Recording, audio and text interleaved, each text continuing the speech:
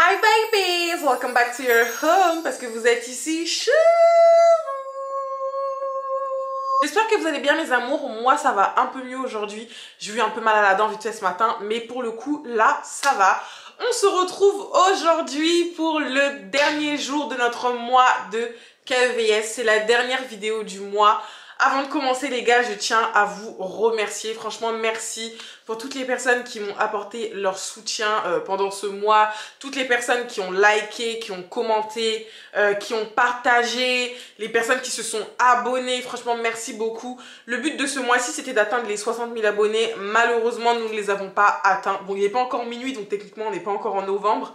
Je pense pas que d'ici ce soir on ait atteint les 60 000, mais vraiment merci. Je suis pas déçue parce que je sais que j'ai fourni un travail de qualité pendant ce mois-là et je sais que j'ai une vraie communauté quoi qu'il arrive. Donc franchement merci. Les personnes qui s'abonnent pas, franchement, c'est que vous méritez pas de faire partie de ma communauté, tout simplement. Mais voilà, merci mes amours. Avant de commencer, hein, la logique, abonnez-vous, likez, partagez, commentez. N'oubliez pas de prendre vos téléphones, de faire des stories et de m'identifier. Et j'ai sorti une vidéo avec mon chéri sur notre chaîne en commun que je vais vous mettre juste ici. C'est un vlog qu'on a sorti. Franchement, il est archi marrant.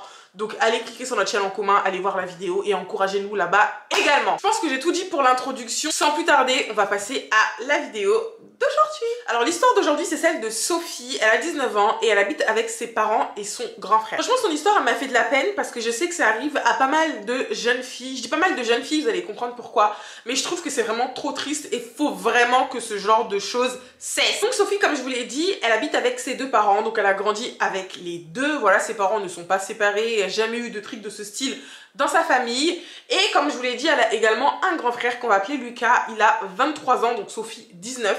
Lui, il va sur ses 24 ans. D'ailleurs, c'est ce mois-ci.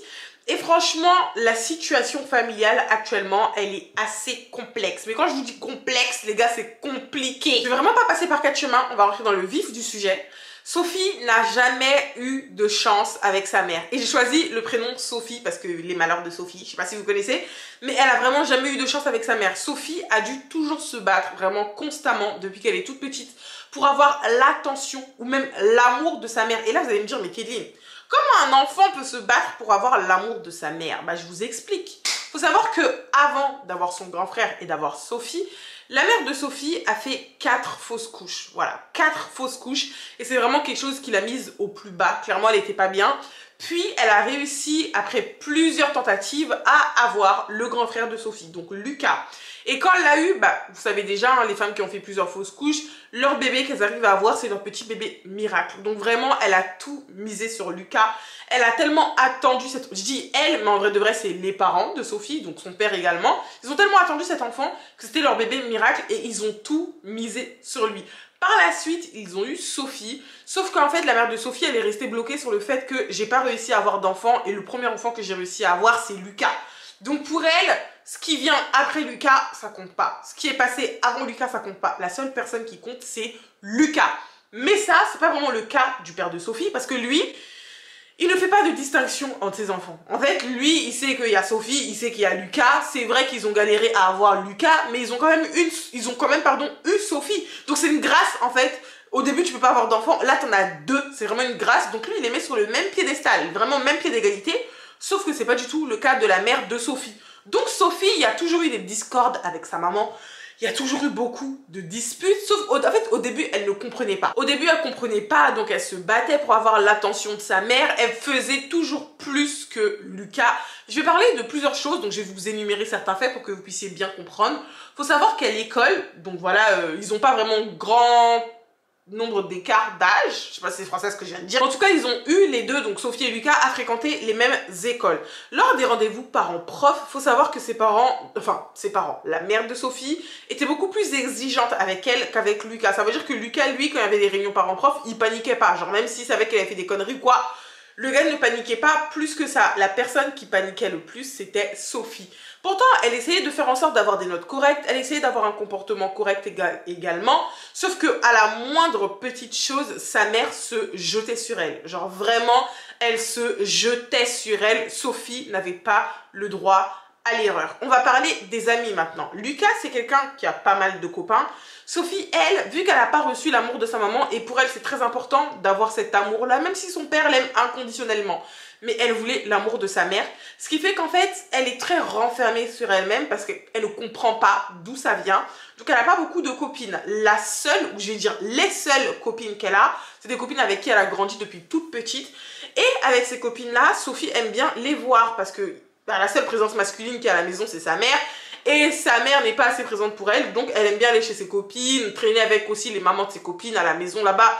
En fait, elle essaie de chercher ce qu'elle n'a pas reçu. Sauf que ça, la mère de Sophie n'a jamais été d'accord. Genre vraiment, quand Sophie elle va chez ses potes pour dormir là-bas, c'est toute une histoire. Alors que son frère, lui, a le droit de découcher comme il veut. Il demande même pas, il peut dormir chez n'importe qui. Sa mère ne va pas réagir. Et ce petit comportement que sa mère a avec elle, ça ne passe pas inaperçu auprès de son père parce que ça a créé énormément de disputes. Genre vraiment, il y a énormément de discordes qui ont été créées à cause de ça. Et le père de Sophie, déjà, il essayait de la rassurer en lui disant « Ne t'inquiète pas, ta maman t'aime ». C'est juste qu'elle a vécu pas mal de choses qui font qu'elle a ce comportement-là avec toi et pas avec Lucas, mais elle t'aime. Et le truc, c'est que, en fait, quand les disputes comme ça éclataient, Sophie, déjà, elle voyait ses parents se déchirer, elle pensait que c'était à cause d'elle. Donc, parfois même, elle disait à son père, oui, laisse tomber, c'est pas grave. Enfin, si elle veut se comporter comme ça avec moi, c'est pas grave, je peux subir. Sauf que lui, il ne supportait pas de voir sa fille triste. Dites-vous carrément, un jour, il a voulu quitter la maison parce qu'il ne comprenait pas le comportement de la mère de Sophie. Il voulait quitter la maison avec sa fille. Hein. Voilà, il voulait partir avec sa fille. Et pendant une courte période, la mère de Sophie, elle a commencé à devenir gentille avec elle. Elle lui faisait plus trop de remarques. Franchement, elle était cool. Elle la traitait à peu près de la même manière dont elle traitait Lucas, mais c'était pas vraiment ça. Sauf qu'un jour, il s'est passé un truc, et c'est vraiment la phase qui a fait le plus mal au cœur à Sophie.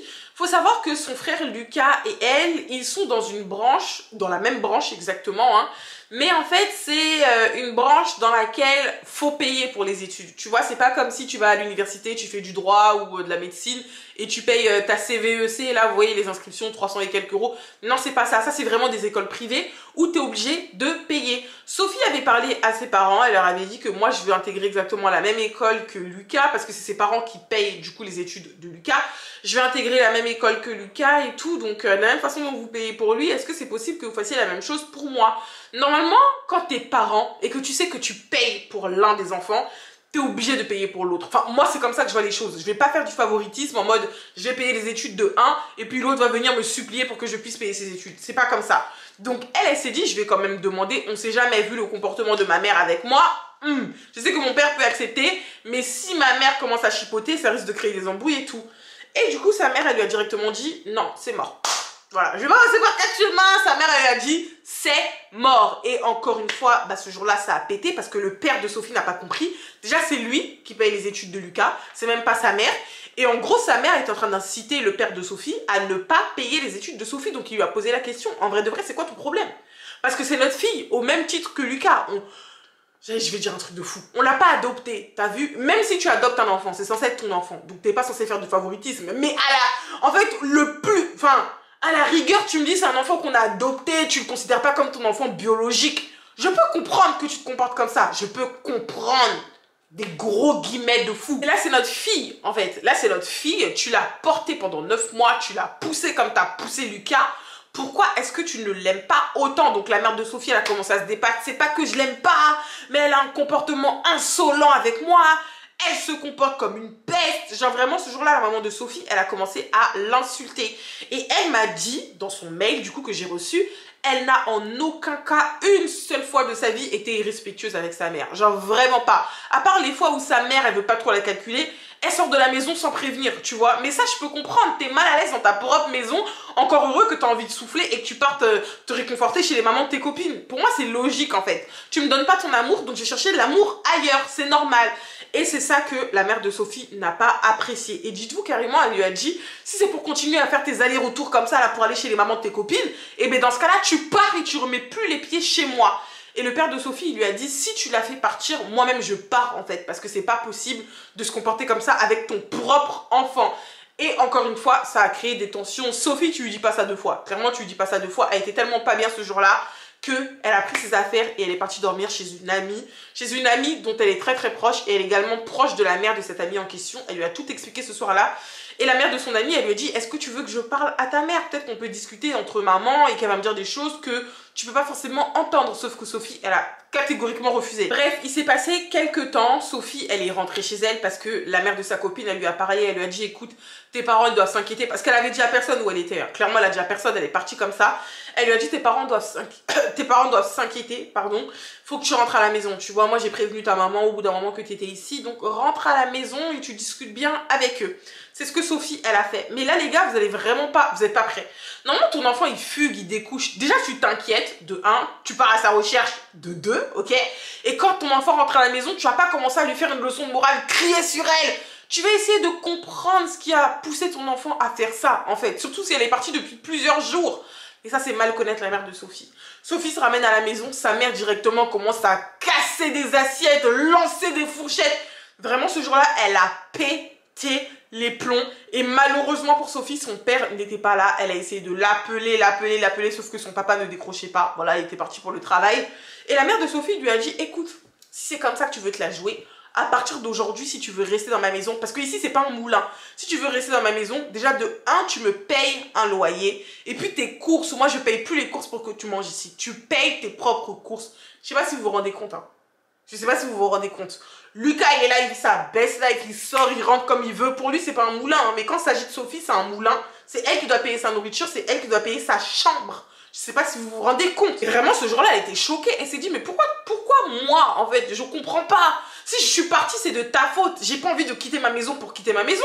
J'ai mon confort ici. Aujourd'hui, tu me demandes un loyer. Genre, à quel moment je vais payer un loyer? Je vais à l'école. Mes études, vous voulez même pas les payer alors que je fais exactement les mêmes études que Lucas. Et lui, vous lui payez tout. Enfin, je veux faire. Lui, vous lui payez tout. Moi, vous voulez même pas me payer. Je suis même pas encore insérée dans la vie active que tu veux me faire payer un loyer ici. Mais à quoi ça sert, en fait? Bref, elle en a parlé avec son père après. Et son père, il lui a dit, tu payes rien du tout. Voilà. Si elle continue le pressing, nous deux, on va partir de la maison.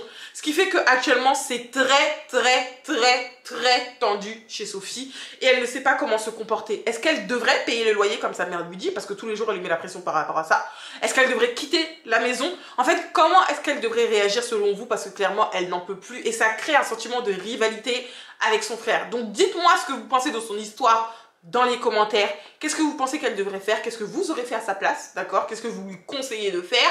Et je vais vous donner mon avis maintenant. Alors moi, mon avis, les gars, franchement, il va être très rapide parce que je pense que à partir du moment où tu es parent, comme je vous l'ai dit, hein, je vous le répète toujours, être parent, c'est pas un jeu, d'accord? Quand tu décides d'avoir des enfants, tu t'en occupes, ok? Tu t'en occupes. Peu importe jusqu'à quel âge c'est tes gosses, jusqu'à ce que tu meurs. Donc c'est ton enfant. Moi, le comportement de la mère de Sophie, clairement, c'est du favoritisme. Mais je comprends pas pourquoi avoir fait un autre enfant si tu sais que ton premier enfant, c'est ton Dieu. Parce que clairement, Lucas, c'est son Dieu. On peut rien lui dire, on peut rien lui faire. Mais Sophie, c'est le petit démon. Donc si tu savais que tu allais te comporter comme ça avec ta fille, pourquoi est-ce que tu as décidé de faire un enfant? Fallait pas le faire.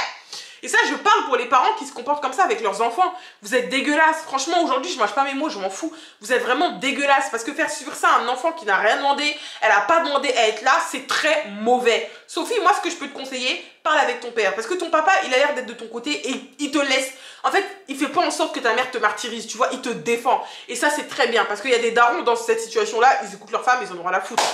Parle avec ton père, dis-lui clairement à la rigueur, hey, papa, prends-moi mon appart, tu vois, aide-moi à payer mon appart ou aide-moi juste à trouver mon appartement. Moi, s'il faut que je puisse travailler à côté pour payer mon loyer, je vais le faire. C'est toi qui payes les études de Lucas, paye-moi aussi mes études et je vais aller à l'école tranquillement. Mais pour moi, c'est pas possible de vivre dans un environnement où ta maman, c'est ton ennemi en fait. Ta maman, c'est vraiment un combat perpétuel. Elle t'aime pas, mais tu sais même pas pourquoi elle t'aime pas. T'es pas insolente, t'es pas mauvaise, tu travailles bien.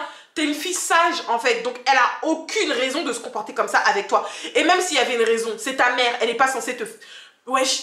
Donc Lucas, il arrive à vivre normalement, je suis désolée, je dis des wesh et tout, mais pour moi c'est grave. Lucas vit normalement dans la maison, il paye aucun loyer, il paye pas sa nourriture. Et toi, on te demande de payer pour que tu puisses manger et de payer pour dormir chez eux, alors que ton frère, il paye rien, ma belle, il paye rien. Paye rien. Si c'est moi, je paye rien du tout. Ou bien sinon, tu nous fais tous payer ici. Mais moi, je paye rien. En tout cas, c'est ce que moi, je pense de cette histoire. Dites-moi ce que vous en pensez dans les commentaires. Voilà mes amours, c'est tout pour la vidéo d'aujourd'hui. C'est tout pour notre dernière KEVS du mois. J'espère vraiment que ce mois de KEVS vous a plu. J'espère que vous avez aimé.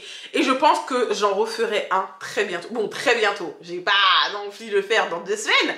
Mais je pense que pour Noël, voilà, pour le mois de décembre, je me vois bien vous faire quand même un mois complet de vidéos. Peut-être pas des KEVS, il y aura des KEVS, mais genre un mois de vidéos, voilà, des vidéos tous les jours. Dites-moi ce que vous en pensez. Avant de partir, n'oubliez pas de vous abonner, liker, partager, de commenter. Allez faire un petit tour sur notre chaîne en commun avec mon chéri. N'oubliez pas de prendre vos téléphones, faire des stories également. Et on se dit à très bientôt pour une nouvelle vidéo.